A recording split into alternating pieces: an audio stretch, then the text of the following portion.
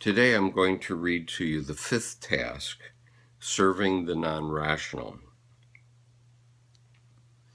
In this part of the tale, Vasilisa is asked Baba Yaga for fire, and the Yaga agrees if Vasilisa will do some household chores for her in exchange.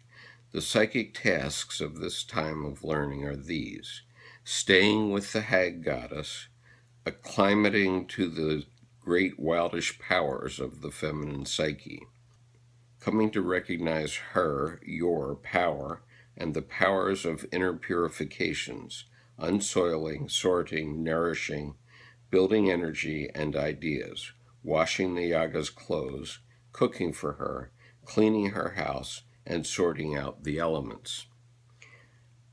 Not so long ago, women were deeply involved in the rhythms of life and death. They inhaled the pungent odor of iron from the fresh blood of childbirth. They washed the cooling bodies of the dead as well.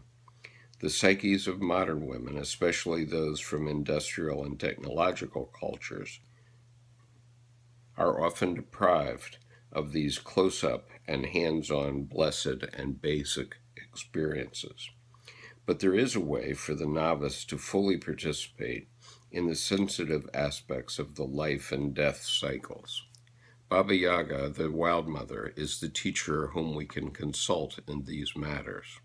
She instructs the ordering of the house of the soul. She imbues an alternate order to the ego, one where magic can happen, joy can be done, appetite is intact, things are accomplished with gusto. Baba Yaga is the model for being true to the self. She teaches both death and renewal. In the tale, she teaches Vasilisa how to take care of the psychic house of the wild feminine. Laundering the Baba Yaga's clothes is a fabulous symbol. In the old countries, and still today, to launder one's clothes, one descends to the river, and there makes the ritualistic ablutions that people have made since the beginning of time in order to renew the cloth. This is a very fine symbol for a cleansing and purification of the entire beating of the psyche. In mythology, the woven cloth is the work of the life-death-life mothers.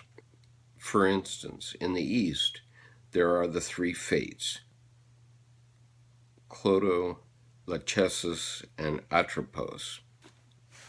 In the West, there is a Nashjaya Asdza, the spider woman, who gave the gift of weaving to the Navajo.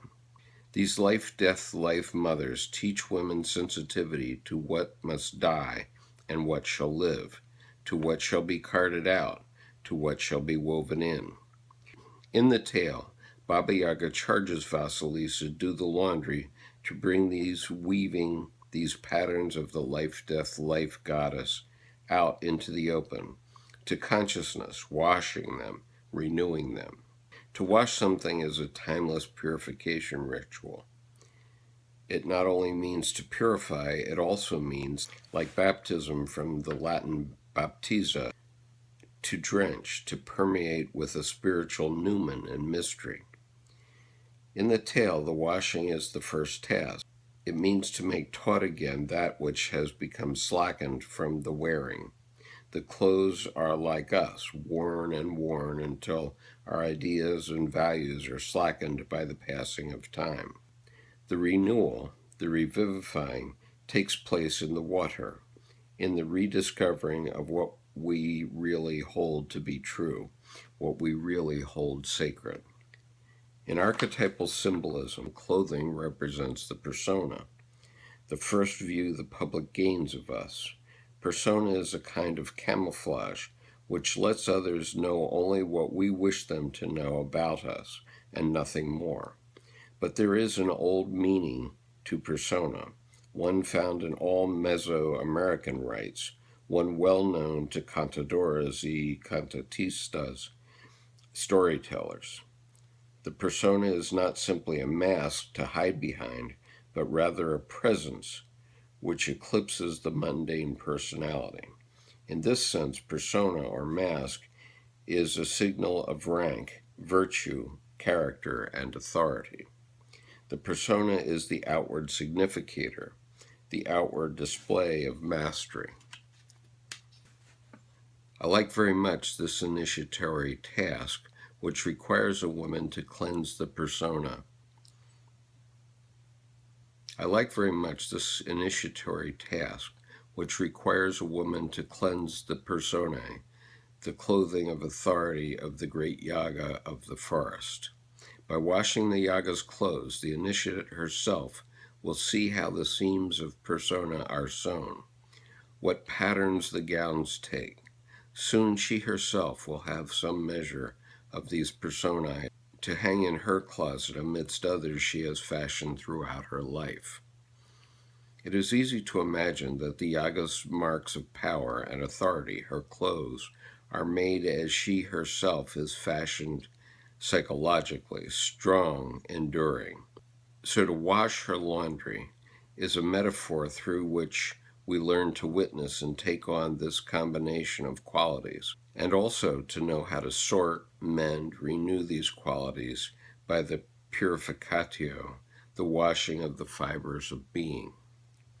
Vasilisa's next task is to sweep the hut and the yard. In Eastern European fairy tales, brooms are often made of sticks from trees and bushes, and sometimes the roots of wiry plants. Vasilisa's work is to sweep this object made of plant matter over the floors and yard to keep the place clear of debris. A wise woman keeps her psyche environment uncluttered. She accomplishes such by keeping a clear head, keeping a clear place for her work, working at completing her ideas and projects. For many women, this task requires of them that they clear a time each day for contemplation, for a space to live in that is clearly their own with paper, pens, paints, tools, conversations, time, freedoms that are for this work only. For many, psychoanalysis and other experiences of descent and transformation provide this special time and place for the work. Each woman has her own preferences, her own way. If this work can take place in Baba Yaga's hut, so much the better. Even near the hut is better than far away. In any event, one's wildlife has to be kept ordered on a regular basis. It is not good enough to go to it for one day, once a year. But because it is Baba Yaga's hut that Vasilisa sweeps, because it is Baba Yaga's yard, we are also speaking of keeping unusual ideas clear and ordered. These ideas include those which are uncommon, mystical, soulful, and uncanny. To sweep the premises means not only to begin to value the non-superficial life, but to care for its orderliness. Sometimes women become confused about soulful work and leave its architecture all in a mess until it is taken back by the forest. Gradually it becomes overgrown and finally becomes a hidden archaeological ruin in the psyche. The cyclical sweeping will prevent this from occurring. When women have clear space, the wild nature can better thrive. To cook for Baba Yaga, we ask literally, how does one feed the Baba Yaga of the psyche? What does one feed so wild a goddess?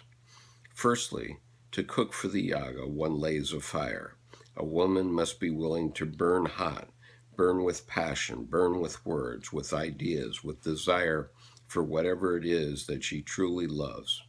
It is actually this passion which causes the cooking, and a woman's ideas of substance are what is cooked.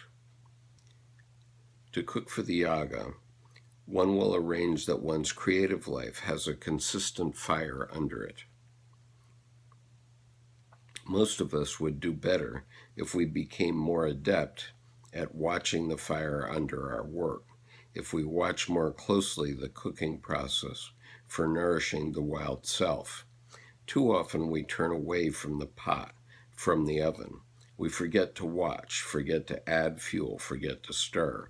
We mistakenly think the fire and the cooking are like one of those feisty houseplants that can go without water for 8 months before the poor thing keels over. It is not so. The fire bears watching, for it is easy to let it go out. The yaga must be fed. There's hell to pay if she goes hungry. So it is the cooking up of new things, of new directions, of commitments to one's art and work that continuously nourishes the wild soul. These same things nourish the old wild mother and give her sustenance in our psyches. Without the fire, our great ideas, our original thoughts, our yearnings and longings remain uncooked, and everyone is unfulfilled.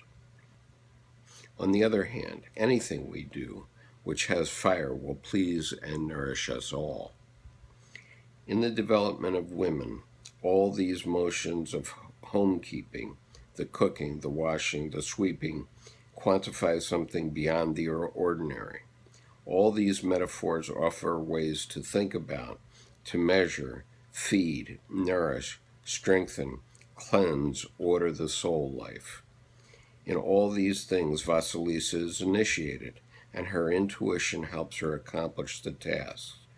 The intuitive nature carries the ability to measure things in a glance, to weigh in an instant, to clear off the debris around an idea, and to name the essence of the thing, to fire it with vitality, to cook raw ideas, to make food for the psyche. Vasilisa, through the doll of initiation, is learning to sort, understand, keep in order, and clear and clean the psychic premises. Additionally, she learns that the wild woman requires much nourishment in order to do her work. Baba Yaga cannot be put on a lettuce leaf and black coffee diet. If one wishes to be close to the wild mother, one has to realize that she has appetite for certain things.